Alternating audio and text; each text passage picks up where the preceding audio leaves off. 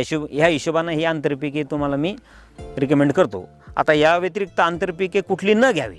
मग टमाटे झालं, वांगे झालं, तुमची भेंडी झालं, मिरची झालं, गहू झालं, सोयाबीन ज्वारी झालं, बाजरी झालं. या आंतरपिकामुळे या पिकांना लागणाऱ्या कमी जास्त पाण्याच्या प्रमाणामुळं तुमच्या मोसंबीच्या बागेचा ऱ्हास होतो. ते कसा?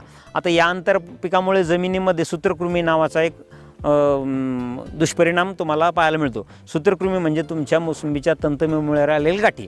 आता या गाठीमुळे झाडांना जे अन्नद्रव्य घ्यायचं असतं, सूक्ष्म अन्नद्रव्य, तर या गाठीमुळे त्या झाडांना अन्नद्रव्य घेता येत नाही. तर अशा या सूत्रकृमीमुळं तुमच्या मोसंबीच्या बागेचा असो किंवा डाळिंबाचा असो किंवा अंगुराचा असो, तर मोसंबी बागेचा तुमच्या या सूत्रकृमीमुळे तुमच्या बागेचा ऱ्हास होणार. तर ही जे तुम्हाला मी आत्ता बोललो, ही वाण तुम्हाला, हा माल तुम्हाला आंतरपीक म्हणून घ्यायचं नाही आहे. तर हे झालं आंतरपिकाविषयी. आता आंतरमशागत. आता बरेचसे लोक आंतरमशागत करताना अलीकडे ट्रॅक्टरचाच उपयोग करताय. तर